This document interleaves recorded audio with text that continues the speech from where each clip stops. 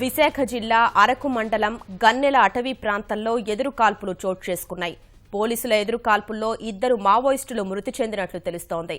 మృతి చెందిన వారు ఒడిశా ప్రాంతానికి చెందినవారుగా తెలిసింది.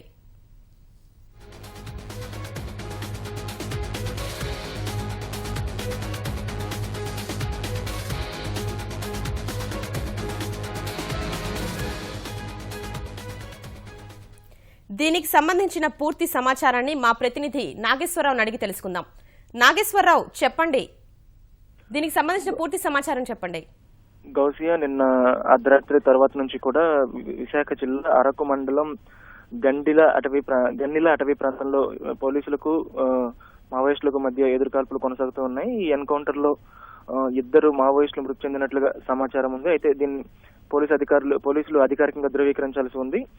అయితే ఇప్పటి వరకు అర్ధరాత్రి నుంచి కూడా ఇప్పటికీ ఎదురుకాల్పులు రెండు బలగాల మధ్య ఎదురుకాల్పులు కొనసాగుతూనే ఉన్నాయి. చాలా కాలం తర్వాత అరకు ప్రాంతంలో పోలీసు బలగాలకు మావోయిస్టులకు మధ్య ఎదురుకాల్పులు జరిగాయి. ప్రధానంగా పర్యాటక ప్రాంతమైన అరకులో మావోయిస్టుల సంచారం తక్కువగానే ఉండే అవకాశం ఉంది. అయితే ప్రస్తుతం జరిగినటువంటి ఘటన అరకుకు 15 కిలోమీటర్ల దూరంలో ఉన్నటువంటి విజయనగరం, విశాఖపట్నం జిల్లాలను కలిపిన రెండు జిల్లాలను కలిపిన రహదారికి సమీపంలో అటవీ ప్రాంతంలో జరుగుతున్నట్లుగా సమాచారం ఉంది.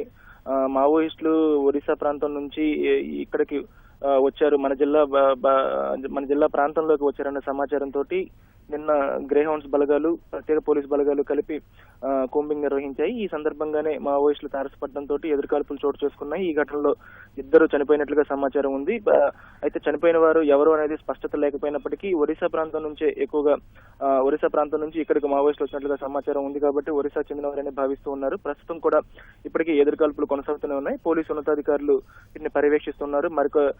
ఇంకా పారిపోయినటువంటి మావోయిస్టుల కోసం గాలింపు చర్యలు కొనసాగుతున్నట్లుగా సమాచారం ఉంది. ధన్యవాదాలు నాగేశ్వరరావు.